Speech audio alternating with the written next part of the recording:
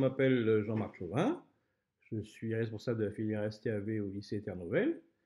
Et bon, faute de pouvoir vous rencontrer cette année, je vais vous faire une petite présentation sous forme d'une vidéo. Et cette présentation sera accompagnée de documents que vous pourrez consulter et imprimer pour votre réflexion.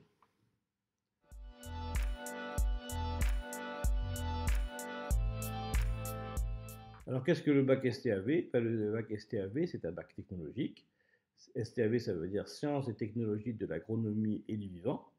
Donc, on voit dans le titre qu'il y a l'aspect agronomie, c'est un bac d'enseignement agricole, donc l'agriculture en une grande part, mais il y a aussi l'aspect environnement, nature, durabilité, agroécologie, et aussi tout un enseignement général, notamment il y a par exemple de langue, des maths, de la physique, de l'économie, toutes matières qui serviront à avoir une culture générale qui sera valorisée normalement, c'est le cas de la majorité de nos élèves, par le BTS à l'issue du bac STAV.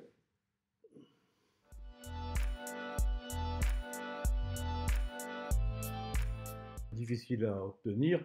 Non, c'est tout à fait accessible à un collégien, un moyen ou à un élève de seconde moyen, il n'y a pas d'idée de sélection. Au moins une question de motivation, il y a un niveau minimum. Il y a beaucoup de matières, donc une matière peut rattraper une autre. Bon, on attend un peu une capacité plus de réflexion, plus évidemment, il y a tout l'aspect savoir-vivre d'un élève, c'est-à-dire ne pas gêner les autres, savoir écouter, savoir s'entraider, tout ça, ça compte beaucoup et peut-être même de plus en plus.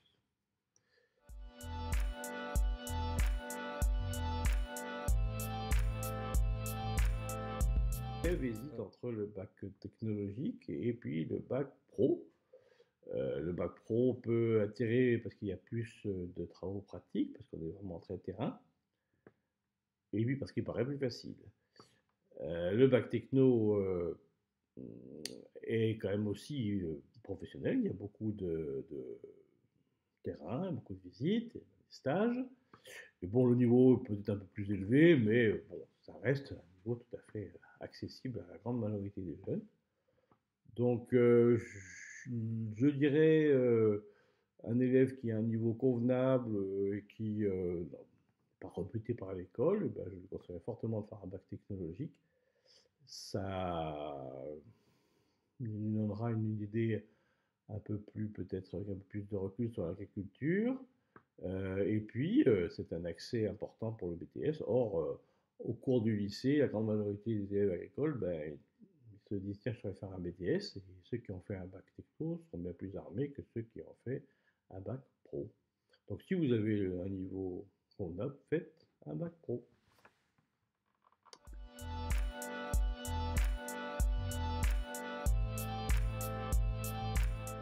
Alors oui, bah, en bac techno, il y a des sorties, des stages. Donc il y a 5 semaines de stage classique qui peut se faire en exploitation agricole ou autre ailleurs. Donc c'est la différence avec le bac pro qu'il y a ici, c'est-à-dire qu'on peut faire un stage chez un vétérinaire, on peut faire un stage dans une coopérative agricole avec un technicien, même dans un zoo si on veut.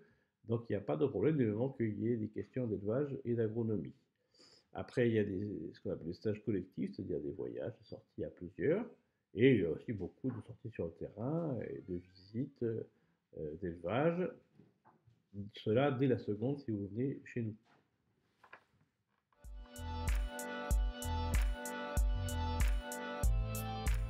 Comment on rentre en bac STAV? Bon, le bac STAV lui-même, c'est la première et la terminale. Donc on rentre à l'issue d'une seconde générale.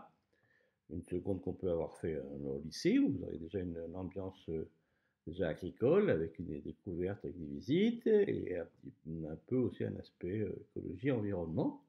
Mais vous pourrez faire une seconde tout à fait ailleurs.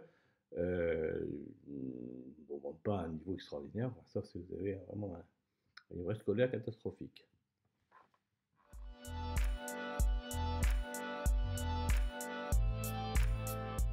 Les élèves sont évalués, et bien, il y a du contrôle continu. L'enseignement agricole pratique le contrôle continu depuis très très longtemps, depuis 30 ans. Donc, ce qui est une nouveauté en enseignement général, nous, on le connaît bien. Et donc, le diplôme STAV, c'est 30% de contrôle continu au cours de la formation, c'est-à-dire des contrôles.